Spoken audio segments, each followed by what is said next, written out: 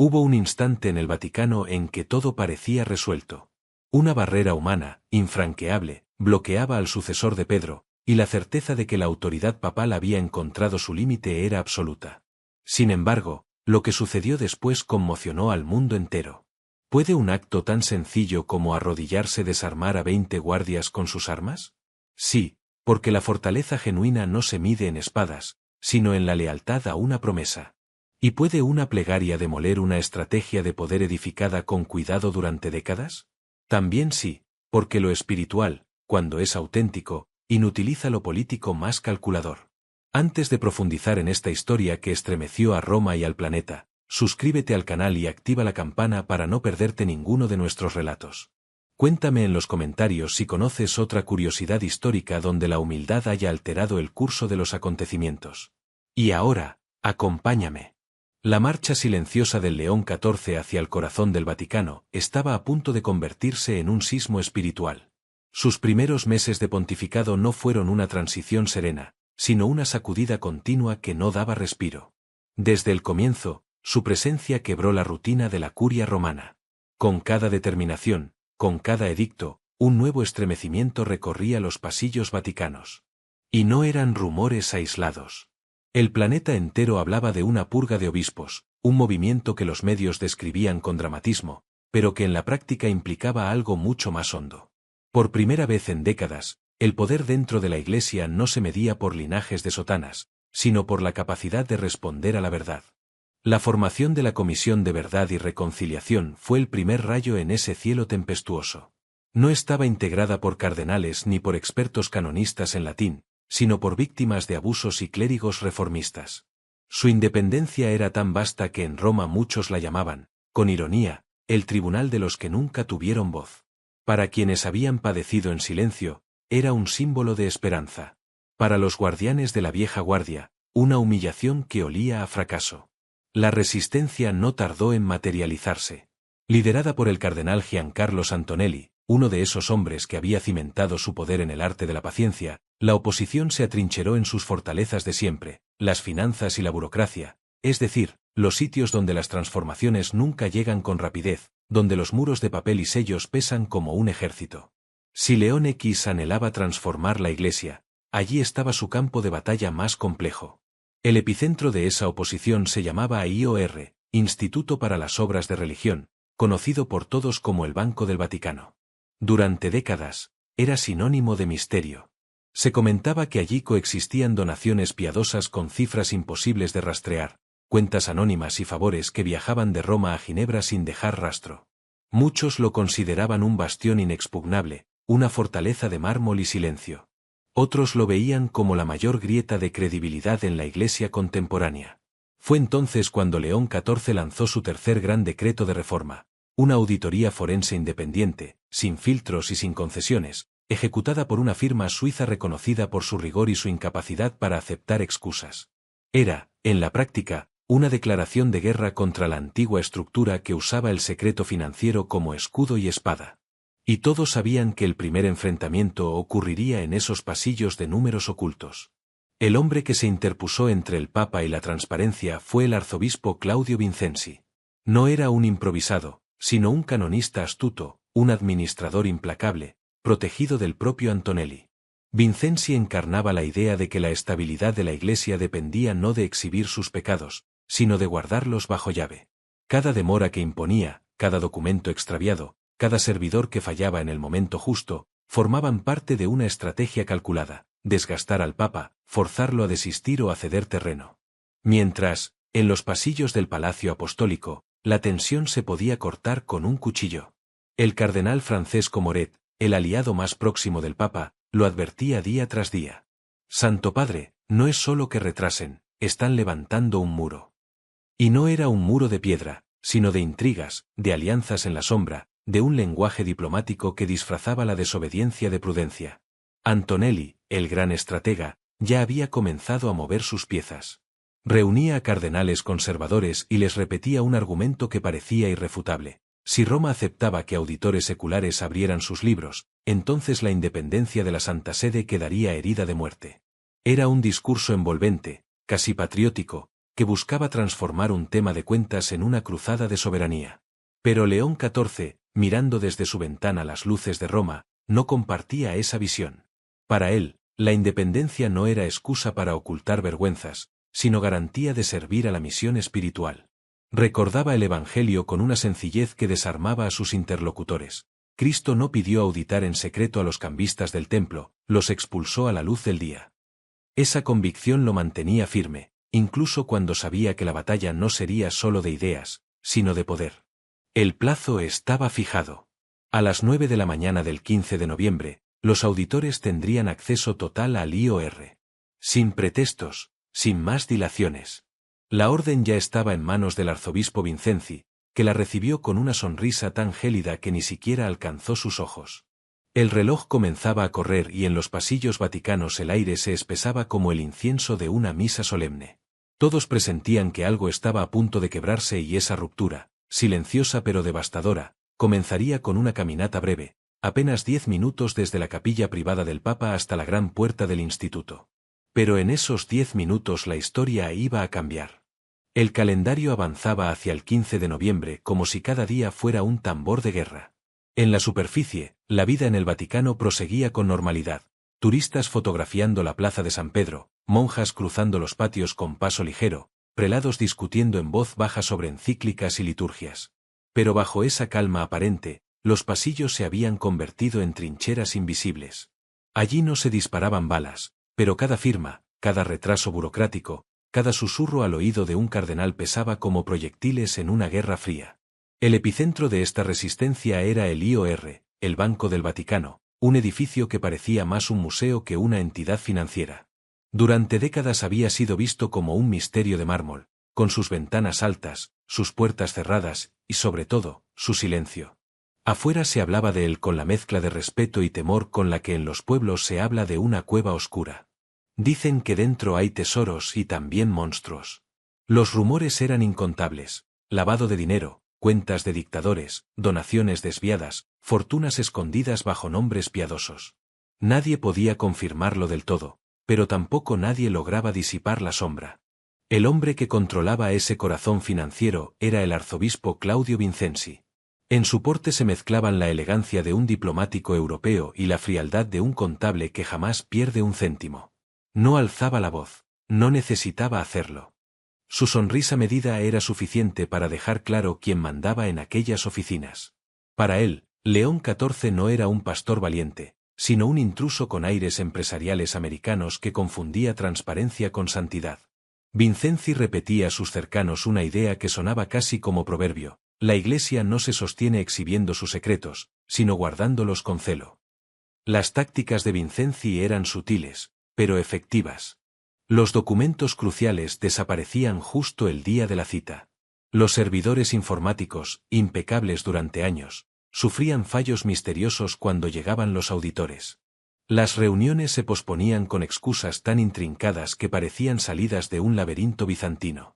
Era como si todo el edificio respirara obstáculos y cada obstáculo era una señal clara: aquí no manda usted, Santo Padre, aquí mandamos nosotros. En medio de esa red de obstrucciones, el cardenal Francesco Moret se convirtió en la voz de alarma. Cada noche llegaba al despacho del Papa con el mismo gesto cansado, el mismo tono preocupado. Santo Padre, no solo dilatan, construyen un muro. Y era verdad, no se trataba de simples retrasos, sino de una resistencia organizada, un muro invisible erigido contra el cambio. Mientras, Antonelli, el cardenal estratega, movía sus piezas con calma, convocaba a cardenales conservadores, hablaba en escenas discretas, escribía cartas que circulaban de mano en mano. Su discurso parecía irrefutable. Permitir que auditores seculares metieran sus ojos en las cuentas del Vaticano equivalía a traicionar la independencia de la Santa Sede. ¿Qué será lo siguiente?, preguntaba con ironía.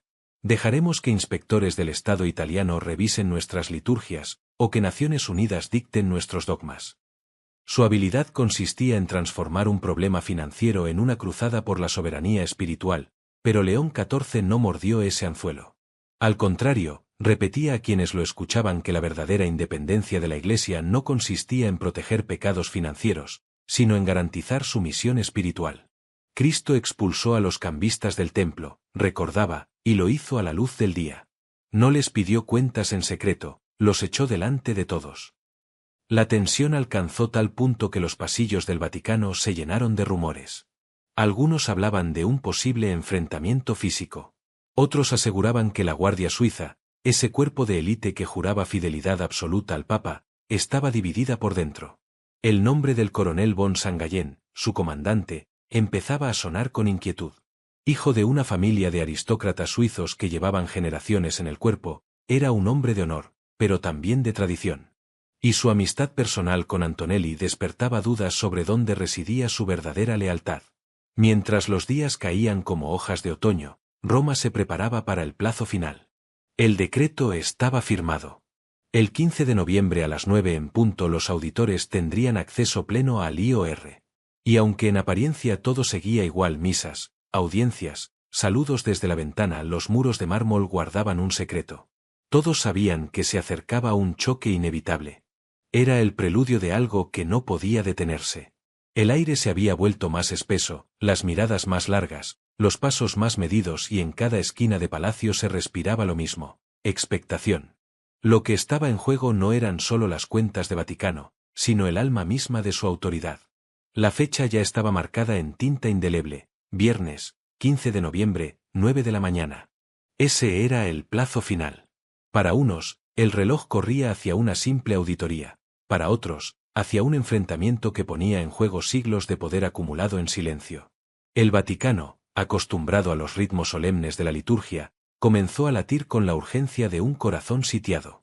El cardenal Antonelli había logrado encuadrar la disputa no como un tema de finanzas, sino como una cuestión de soberanía.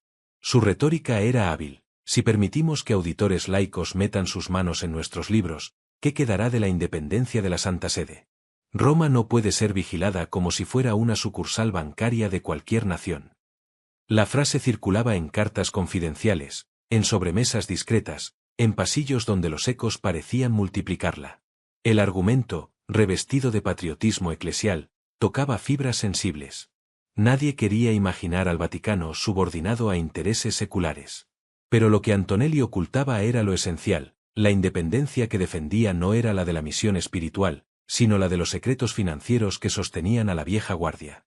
En los cafés de Roma, algún periodista malicioso resumió la situación con ironía: se han vuelto guardianes del tesoro, no de la fe. León XIV no se dejó atrapar por ese lenguaje. Frente a sus colaboradores más cercanos, repetía con calma lo que para él era obvio: la independencia de la Santa Sede existe para proteger el Evangelio, no para esconder cuentas turbias. Cristo expulsó a los cambistas del templo, no los protegió detrás de cortinas de humo. Aquella frase simple y directa se convertiría en la brújula de su resistencia, pero la oposición no se limitaba a palabras. Mientras los días se acercaban al plazo, los mecanismos del Vaticano comenzaron a chirriar: documentos extraviados, reuniones canceladas, servidores bloqueados. Cada obstáculo parecía preparado para demostrar que la curia tenía más poder que un decreto papal. Era un pulso de autoridad invisible, pero feroz. El cardenal Francesco Moret, testigo de cada retraso, vivía en un estado de ansiedad constante. Se reunía con el Papa casi todas las noches, caminando de un lado a otro en su despacho sobrio, como un general que intuye una emboscada. Santo Padre, ellos no están jugando con el tiempo, lo están construyendo en nuestra contra. Si dejamos pasar un día más, la muralla será infranqueable. León XV lo escuchaba, paciente, con el rosario de madera en la mano. No respondía con cálculos políticos, sino con una fe que parecía desafiar la lógica. Y mientras, la Guardia Suiza, símbolo de lealtad absoluta, se convertía en tema de rumores. Nadie dudaba de su lema: Acriter et fideliter, con valentía y fidelidad. Pero algunos comenzaban a preguntarse: ¿fidelidad a quién? Su comandante, el coronel von Sangallen, era un hombre recto y disciplinado, pero su amistad de años con Antonelli levantaba sospechas. ¿Estaría dispuesto a obedecer al Papa si las órdenes se contradecían con las de su mentor? La pregunta circulaba como un secreto incómodo que nadie quería pronunciar en voz alta. El clima se volvió tan espeso que la gendarmería vaticana, la policía interna de la ciudad-estado, mostraba señales de división. Había quienes se alineaban con la visión reformista del Papa y quienes, en cambio, se sentían deudores de los viejos cardenales que los habían protegido durante décadas. Lo que en apariencia era una discusión sobre auditoría, se transformaba en un pulso de lealtades personales. El Papa, consciente de todo, decidió dar un paso que no dejaba espacio a dudas. Firmó un decreto formal que establecía el plazo inamovible. El 15 de noviembre a las 9 de la mañana los auditores tendrían acceso restricto a todos los registros, servidores y archivos del IOR. Era una línea roja y todos lo sabían. Quien cruzara esa línea se enfrentaría no solo a un hombre, sino a la autoridad de la sede apostólica. El decreto fue entregado personalmente a Vincenzi, el guardián del banco, que lo recibió con una sonrisa glacial. Sus labios dibujaron cortesía, pero sus ojos hablaban de desafío. No habría negociación, no habría retroceso. La batalla estaba fijada. En los corredores de mármol, rumores corrían más rápido que los pasos. Algunos hablaban de resistencia frontal, otros de un acuerdo secreto que nunca llegaría. Pero todos coincidían en una cosa: la mañana del 15 de noviembre no sería una más en la historia del Vaticano. Allí, en ese día frío y gris que se aproximaba, la Iglesia se iba a mirar al espejo. La noche del 14 de noviembre cayó sobre Roma con un silencio inquietante. No había campanas ni procesiones, pero se sentía como la víspera de una batalla. En los pasillos de Palacio Apostólico, las lámparas parecían encenderse más temprano, como si el edificio entero quisiera disipar la sombra que lo envolvía. Nadie lo decía en voz alta, pero todos lo sabían. Al día siguiente, algo iba a romperse. El cardenal Francesco Moret fue el primero en hablarlo con claridad. Entró en el despacho del Papa con el rostro tenso, los ojos cansados de tanto vigilar rumores. Santo Padre, le suplicó, al menos posponga la orden una semana. Hay voces inquietantes sobre el coronel Bonan Gallén y la lealtad de la Guardia Suiza. Vincenzi y Antonelli no cederán. ¿Por qué exponerse usted mismo? León XIV lo escuchó en silencio, sosteniendo el rosario de madera que había traído de Perú, el mismo que lo acompañaba en cada momento de duda. No levantó la voz, no necesitó hacerlo. Colocó una mano en el hombro de Moret y dijo con calma: el miedo es el arma de quienes se oponen a la verdad. Si cedo ahora, sabrán que pueden dominarme con ese mismo miedo. La auditoría se hará mañana a las 9 en punto y yo mismo acompañaré a los auditores hasta la puerta del banco. El cardenal quiso insistir, pero no encontró argumentos. Lo que estaba en juego ya no eran papeles, sino el alma misma de la obediencia. Esa noche Moret caminó solo por los corredores de palacio murmurando oraciones. Sabía que algo se preparaba en la sombra, pero también comprendía que el Papa había escogido no retroceder. Mientras, en otra ala de Vaticano, el coronel von Sangallén meditaba sobre su propia encrucijada. Era un hombre de tradición, hijo de una familia que había servido en la Guardia Suiza durante generaciones.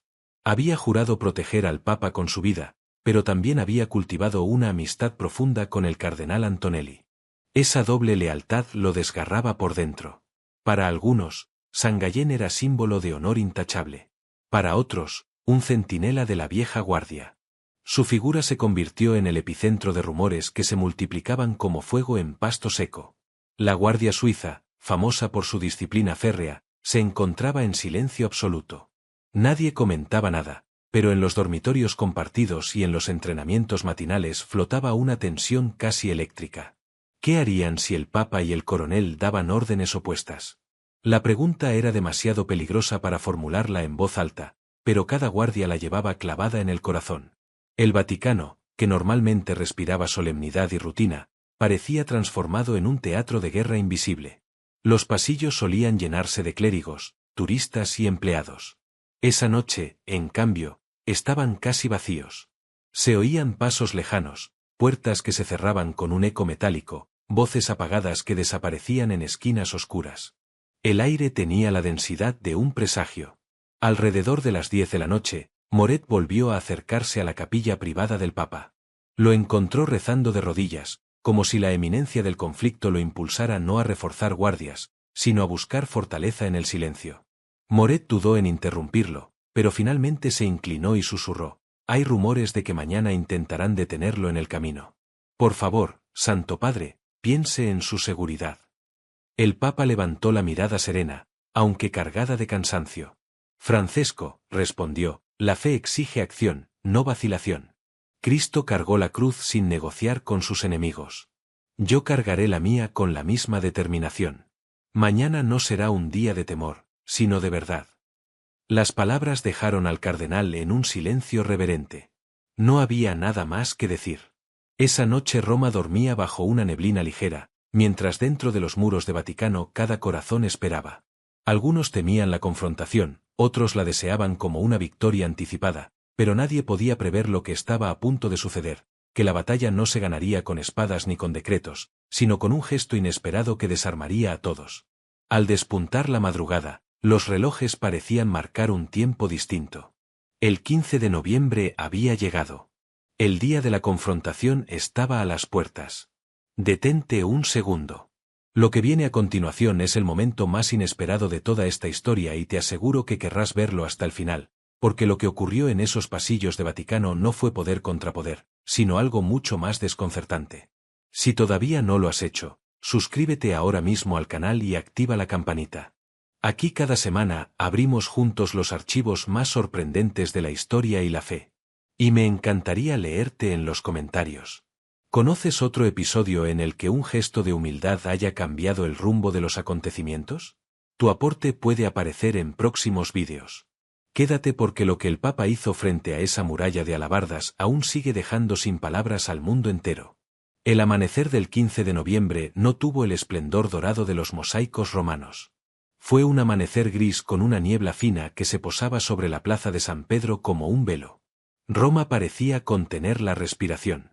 A esa hora, la ciudad todavía despertaba con el murmullo de los tranvías lejanos y el olor del pan recién horneado, pero dentro de los muros del Vaticano el aire era distinto. Estaba cargado de una electricidad muda, como si cada piedra intuyera que ese día quedaría inscrito en la historia.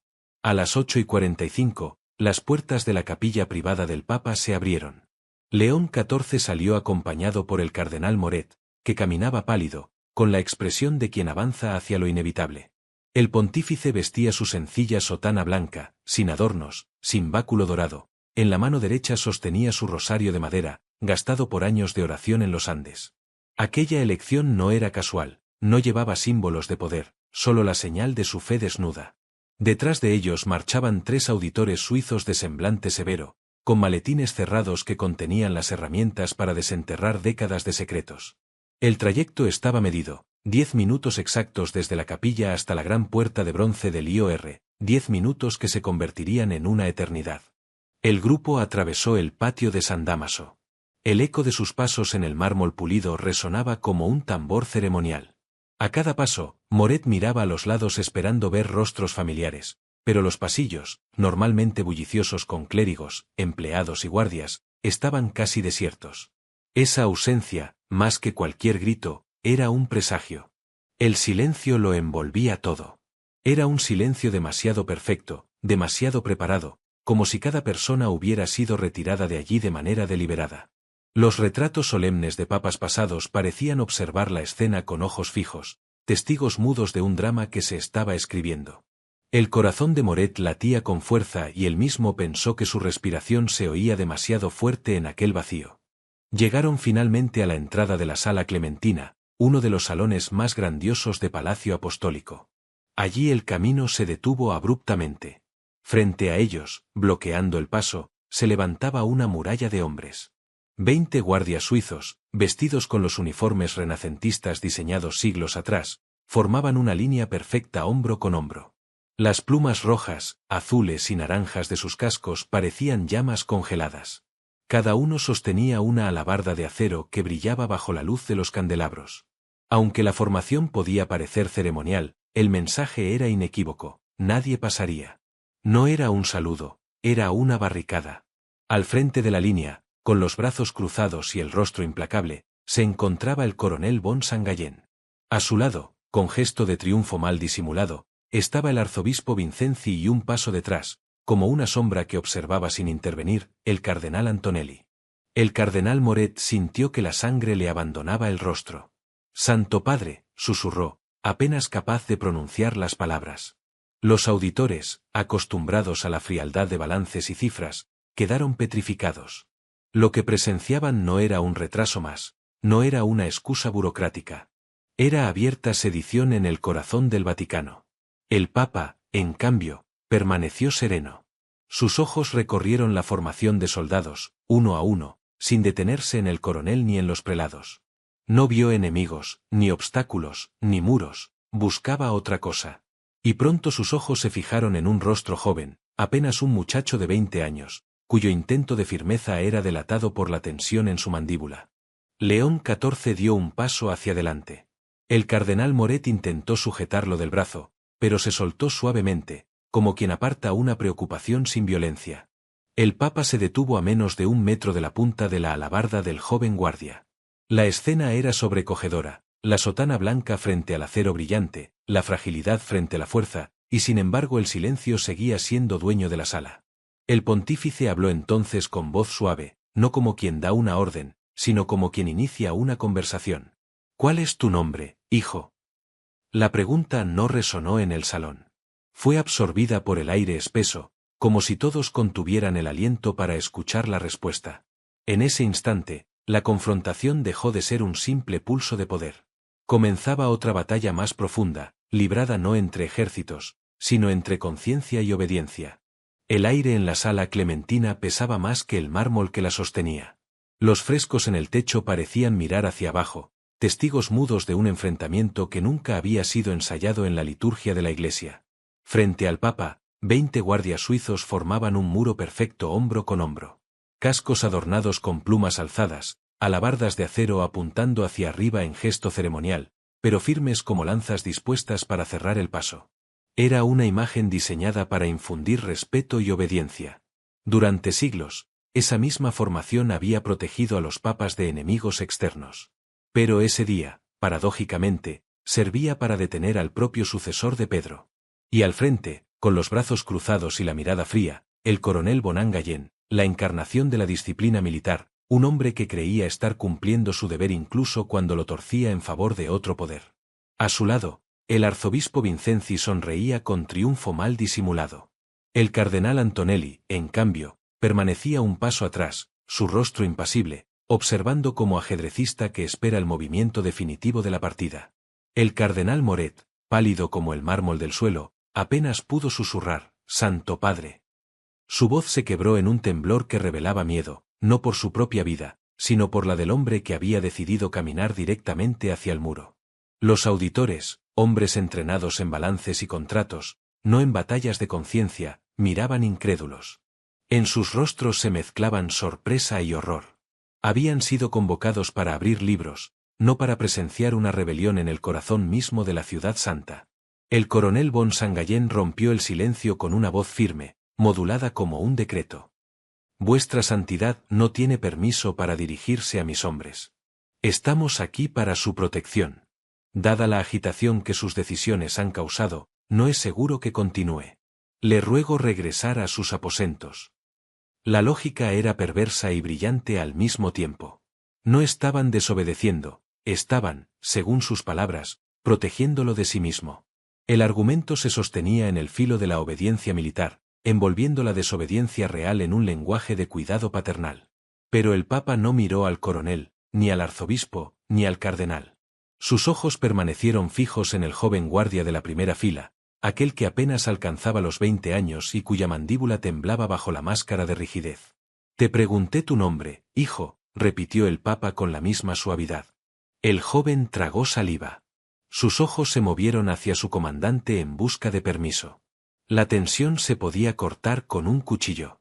El coronel dio un paso al frente, endureciendo la voz. «Recluta Weber, mantenga el silencio». Pero ya era tarde. El Papa no se había movido ni 1 milímetro y su mirada había creado un espacio imposible de llenar con órdenes.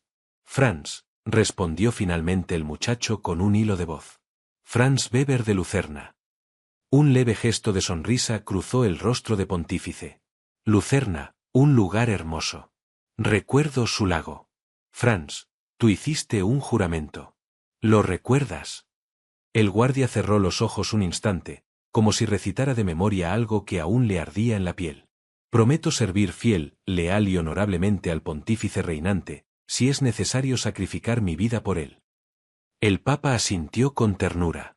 «Sacrificar tu vida por mí. Hoy no se te pide morir, hijo. Hoy se te pide impedirme». ¿Qué orden obedecerás? ¿La de tu coronel que te exige romper tu juramento o la de tu papa que te pide honrarlo? Las palabras fueron un dardo directo al corazón del muchacho. Su rostro se contrajo en una lucha interna visible. El acero de su alabarda comenzó a pesarle como una montaña. El coronel intervino con severidad renovada. Vuestra Santidad, basta. Esta es una cuestión de seguridad. No irá más lejos. Pero el papa seguía mirando solo a Franz. No había grito, ni imposición, ni autoridad impuesta, solo la voz tranquila de un pastor que hablaba a la conciencia de un hijo. El salón entero contuvo el aliento. El muro de hombres, imponente y rígido, comenzaba a mostrar su primera grieta. El silencio de la sala clementina era tan profundo que hasta la respiración se escuchaba como un trueno. Franz Weber, el joven recluta de Lucerna, sostenía la alabarda con las manos temblorosas. Sus ojos iban del papa al coronel, como un niño atrapado entre la voz del padre y la del maestro. La tensión se había vuelto insoportable.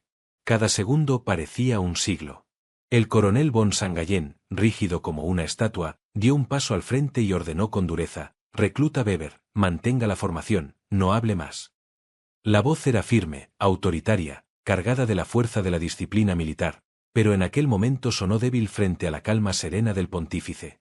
León XIV no levantó la voz, no discutió, solo repitió con la misma suavidad: «Franz, hijo, recuerda tu juramento». El joven tragó saliva. El sudor le perlaba la frente. Sentía que el suelo bajo sus pies podía abrirse en cualquier instante. En su mente resonaban las palabras que había pronunciado con la mano en la bandera de la guardia: fidelidad hasta el sacrificio. Y ahora, ante él, ese sacrificio no era dar la vida, sino decidir a quién obedecer. Fue entonces cuando ocurrió lo impensable. El Papa, con la dignidad de sus casi 70 años, dio un paso hacia adelante y lentamente se arrodilló. El sonido de sus rodillas golpeando el mármol retumbó en el salón como un disparo. Nadie lo esperaba. Ni Moret, que se llevó la mano a la boca horrorizado, ni los auditores, que abrieron los ojos como platos. Ni siquiera Antonelli, el maestro de la intriga, que por primera vez en su vida mostró un destello de sorpresa. León XIV se inclinó con la cabeza baja, no en sumisión a los hombres, sino en acto de oración, y en voz clara comenzó a recitar la letanía de la humildad. «Oh Jesús, manso y humilde de corazón, escúchame. Del deseo de ser estimado, líbrame, Jesús. Del deseo de ser amado, líbrame, Jesús. Del deseo de ser alabado, líbrame, Jesús. Del temor de ser despreciado, líbrame, Jesús». Cada frase cortaba el aire como un cuchillo invisible. No eran palabras dirigidas a los guardias ni a los prelados, eran una confesión directa al cielo. Pero en ese mismo acto, cada súplica derribaba la muralla de orgullo y poder que había sido levantada contra él. Los guardias comenzaron a vacilar. Uno de ellos bajó la mirada, incapaz de sostener el peso de aquellas palabras. Otro discretamente se persignó. Franz sintió que sus manos ya no podían sujetar el arma con firmeza. La alabarda pesaba como una montaña. La oración del Papa, más que cualquier orden, le estaba desgarrando el alma. El arzobispo Vincenzi, que había esbozado una sonrisa de triunfo, se quedó congelado. Su rostro pasó de la seguridad al desconcierto. Y Antonelli, siempre dueño de sus gestos, palideció. Comprendió con horror que habían calculado todo para enfrentar a un rey, pero lo que tenían delante era un mártir. Moret, al borde de las lágrimas, no podía creer lo que veía. El Papa de rodillas en el suelo frío de mármol, orando no por su victoria, sino por ser liberado del deseo de vencer. Franz finalmente dejó escapar un sollozo contenido.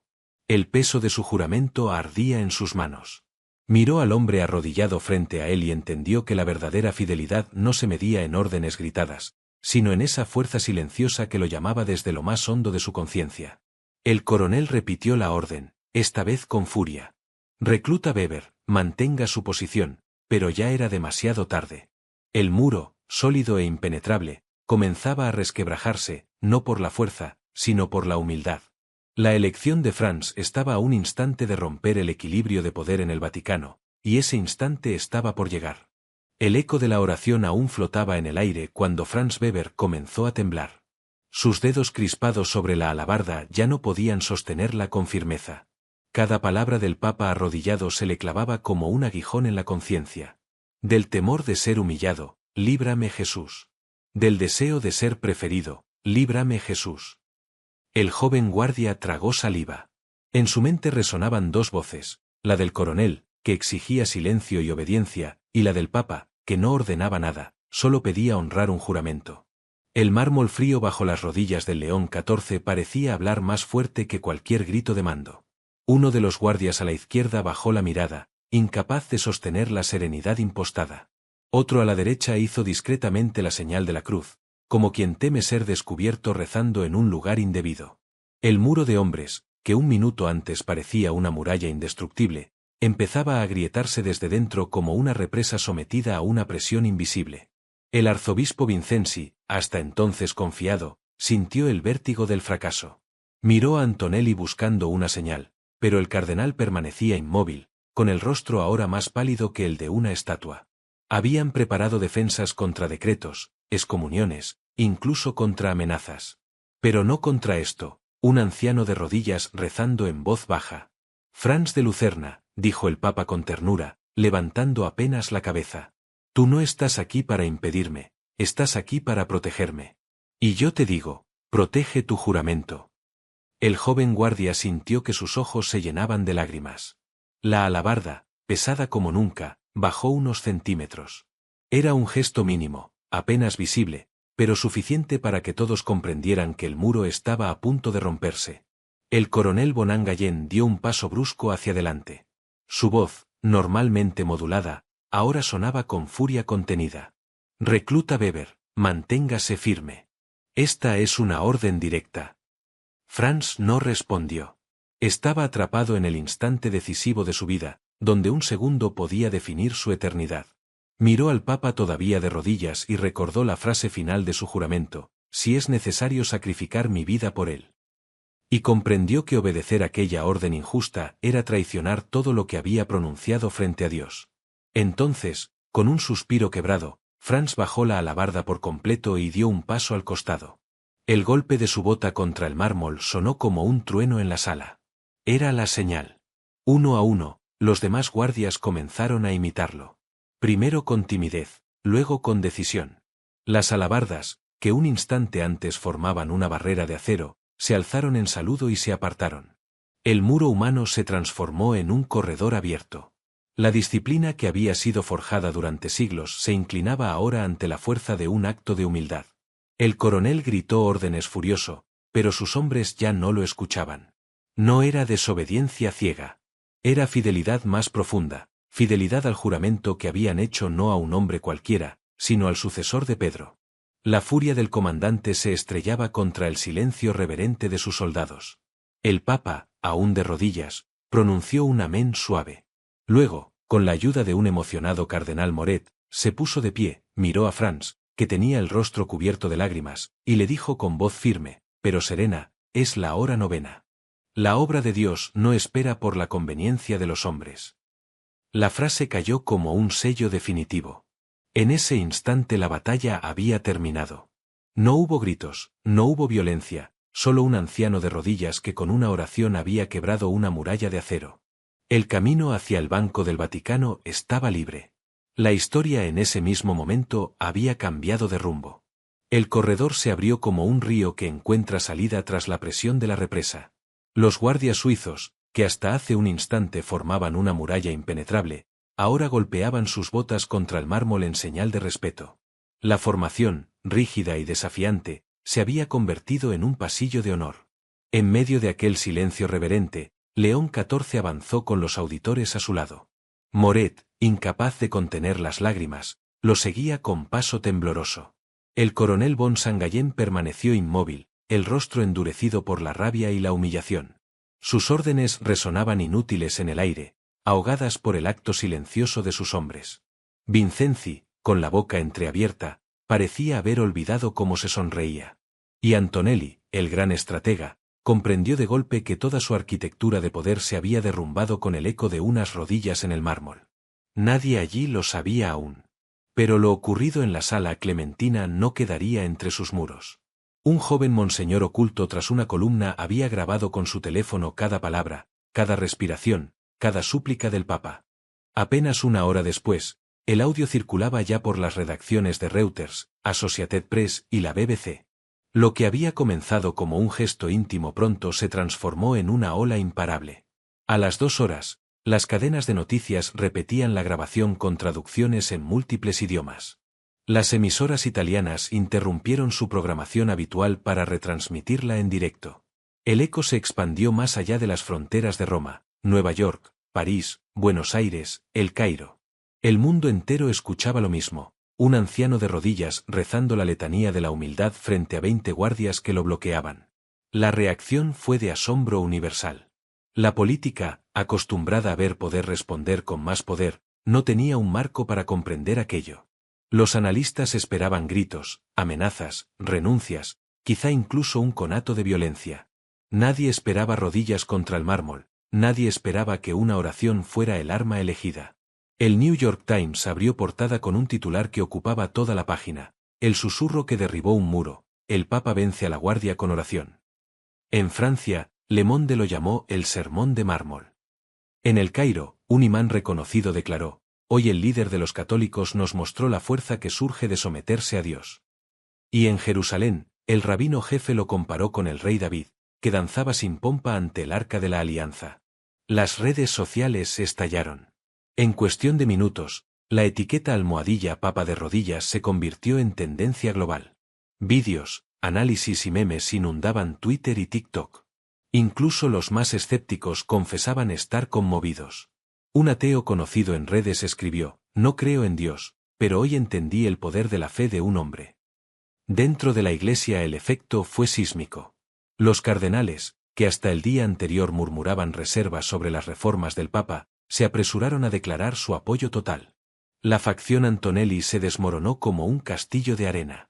La autoridad moral de León XIV se había consolidado de una manera que ningún documento oficial podría haber logrado. El coronel von Sangallen presentó su renuncia esa misma tarde. Fue aceptada en silencio. Vincenzi fue apartado de la dirección del IOR y enviado a un monasterio trapense en los Alpes con una nota personal del Papa que le invitaba a reflexionar sobre el verdadero sentido de la riqueza. Y Antonelli, el cardenal que parecía indestructible, pidió audiencia privada con el Papa. 3 horas de conversación lo transformaron en un hombre distinto. Salió del encuentro envejecido y pocos días después renunció a todos sus cargos, retirándose a su diócesis natal. El mundo había presenciado un hecho insólito, no una victoria de la fuerza, sino de la debilidad convertida en poder. El Papa no había vencido con decretos ni con castigos, sino con la fuerza radical de la humildad. Y mientras la humanidad discutía si aquello era un acto de genialidad política o de fe genuina, León XIV se encontraba solo en su capilla privada, no celebrando, sino postrado en silencio, porque sabía lo que muchos olvidaban, que lo más peligroso para el alma de un hombre no es la derrota, sino la victoria. El terremoto que muchos temían se convirtió en una revolución pacífica. No hubo violencia, no hubo excomuniones, no hubo castigos espectaculares, hubo algo más definitivo. Un muro de hombres se abrió y con él, décadas de secretos comenzaron a caer. La auditoría del Banco de Vaticano siguió adelante sin obstáculos. En pocas semanas, los auditores suizos sacaron a la luz operaciones turbias que se habían acumulado durante generaciones. Lo que antes se guardaba en la penumbra fue expuesto bajo la claridad de los números, y con cada descubrimiento la figura del León XIV se fortalecía no como un gobernante duro, sino como un pastor que había devuelto a la Iglesia un espejo limpio donde mirarse. Las consecuencias fueron inmediatas. El coronel von Sangallen entregó su espada con dignidad, aceptando la derrota en silencio. El arzobispo Vincenzi fue enviado a un monasterio trapense aislado entre montañas, invitado a contemplar durante años el sentido de la riqueza verdadera.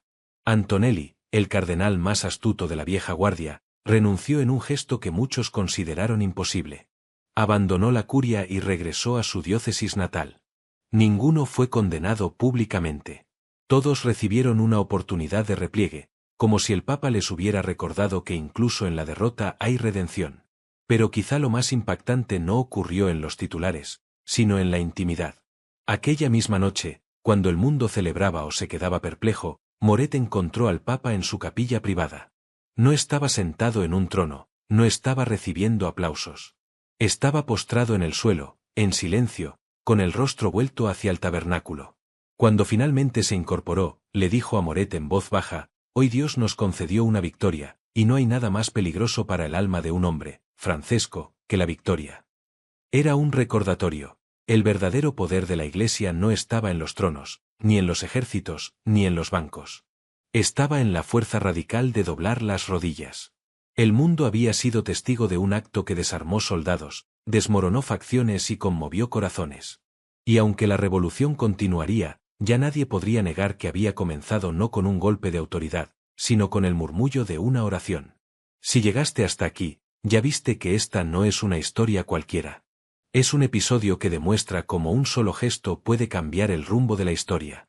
Ahora te invito a hacer 3 cosas muy sencillas. 1. Comenta aquí abajo. ¿Conoces otro momento en que la humildad haya derrotado al poder? Tu respuesta puede aparecer en futuros vídeos. 2. Activa la campanita de notificaciones para no perderte las próximas historias que estamos preparando. Créeme, lo que viene es aún más sorprendente. 3. Comparte este vídeo con alguien que necesite escuchar que la verdadera fuerza no siempre está en la espada, sino en la rodilla que sabe doblarse. Y antes de irte, considera hacer clic en los vídeos que ahora aparecen en pantalla. Cada uno guarda un misterio, una lección y una revelación que merece ser descubierta. Nos vemos en el próximo capítulo de esta serie de verdades ocultas.